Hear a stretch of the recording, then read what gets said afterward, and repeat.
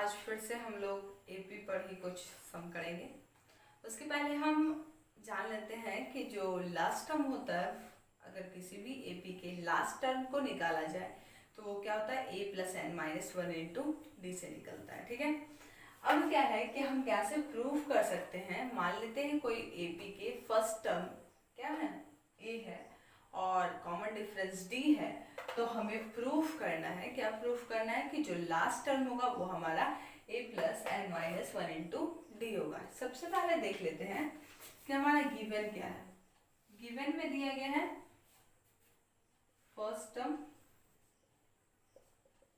Is equals to a। ठीक है, common difference क्या है, d। ठीक है, अगर हम एपी में लिखते हैं तो एपी में क्या लिखेंगे, पहला टर्म ए लिखा था, दूसरा ए प्लस डी लिखा था, तीसरा क्या होता है ए प्लस टू डी, ए प्लस थ्री डी, ए प्लस फोर डी, इस तरीके से लिखाता है। ठीक है, ये सारा टर्म इस तरीके से लिखाता है। अगर हम देखें टर्म वन, अगर देखते हैं, ठीक है, तो टर्म वन क्या होता है, यहाँ टी एन निकालना है हमें। टर्म वन अगर देखा जाए तो a है हमारा, a कैसे हो सकता है, a plus one minus one into D. अगर इस तरीके से लिखा जाए तो वन माइनस वन क्या होगा, जीरो होगा। जीरो को d से मल्टीप्लाई करेंगे, ये टर्म कैंसिल, यानी सिर्फ a आया पहला टर्म। अगर टर्म टू निकाला जाए तो क्या है, a प्लस डी है। अब a प्लस डी आया कैसे, तो a और टर्म हमारा टू है तो two minus one into D. Two minus one क्या जाए तो one, one into D, D आ गया a प्लस डी।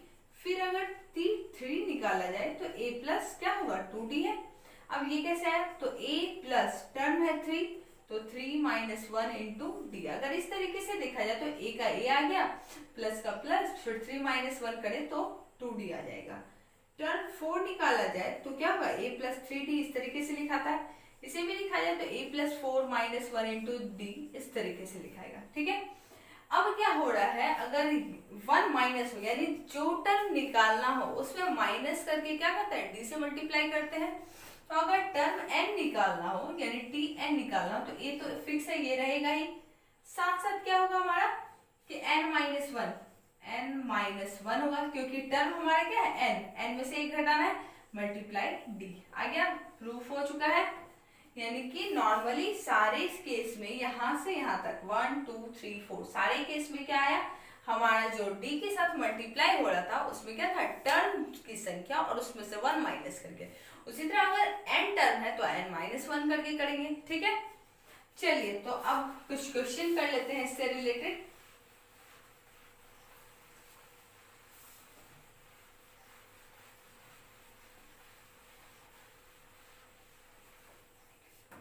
पहला क्वेश्चन है, find the 105th term. Find the 105th term of the AP. क्या है एपी हमारा, 4, 4 1 by 2, 4, 4 1 by 2, 5 5 by 2, 5 1 by 2, इस तरीके से। ठीक है, सबसे पहला क्या है हमारा, a है 4, 8 2 अगर लिया जाए तो 4 2 जा 8, 1 9 by 2, इस तरीके से होगा। 105th टर्म यानी कि मान लेते हैं लास्ट टर्म यानी टी एन जो होगा वो हमारा 105 है। क्लियर कर दिया गया। ठीक है, आगे क्या है, एक बार पहले क्वेश्चन फिर से देख लेते हैं। यही है ना, लास्ट में 6 माइनस है हमारा, सॉरी यहाँ 6 है। आगे दिया हुआ है कि a4 है, a2 9 by 2 है, a3 हमारा क्या है 5 है, a4 हमारा 5 to the 10 11 by 2, a5 हमारा क्या है 6 है। ठीक है, अब दिया हुआ है कि जो हमारा n है यानी 105th टर्म निकालना है। ठीक है, 105th टर्म अगर निकालना है तो n क्या होगा हमारा 105th होगा, क्योंकि लास्ट टर्म पे आखिर है कितना ये नहीं दिया गया है, सिर्फ बताया गया है कि 105th टर्म है। ठीक है, तो सबसे पहले n हमारा क्या हो गया 105, ये फिक्स है। ए हमारा पता है, डी निकाल लेते हैं। डी क्या हो जाएगा, a2 माइनस a1, या और भी कुछ कर सकते हैं। तो a2 हमारा 9/2 है और a1 हमारा क्या है 4 है, लिया जाए तो 2, 9 माइनस 8 1/2 आया। ठीक है, अब निकालते हैं an या tn, जो भी कहा जाए, an a plus n minus 1 into D. A हमारा है क्या 4 है, प्लस n 105 माइनस 1, और डिफरेंस हमारा क्या है 1/2 है। 4 प्लस 104 मल्टीप्लाई 1/2, 2 से कैंसिल किया जाए, 2 5 जा 10, 2 2 जा 4, 4 प्लस 52 यानी कि 4 2 8, अब 5 4 9, 98 आएगा। यानी 105th टर्म जो होगा वो हमारा क्या होगा 98 नहीं 56,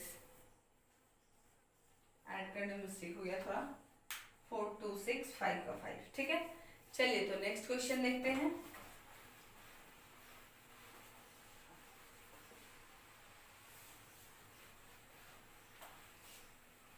नेक्स्ट क्वेश्चन है हमारे पास,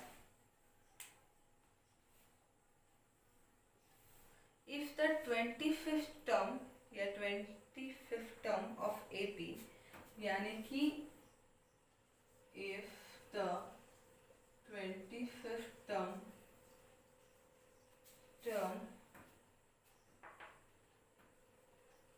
of AP -5/2, ठीक है, फिर 0 5/2, इस तरीके से।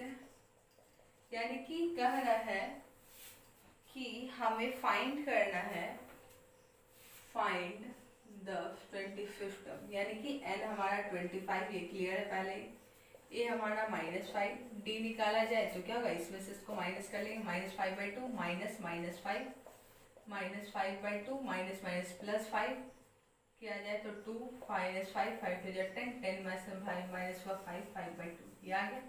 यानी डी हमारा आया 5/2 आया। ठीक है, निकालना है an is equal to a plus n minus 1 into d, इस तरीके से होगा। ए हमारे पास क्या है -5 है, प्लस n है 25 माइनस 1, डी हमारे पास 5/2 है, -5 प्लस 24 मल्टीप्लाई 5/2, 12 बार में -5 प्लस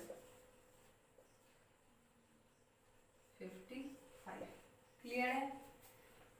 चलिए तो नेक्स्ट क्वेश्चन को फिर से देखते हैं, अब क्या है।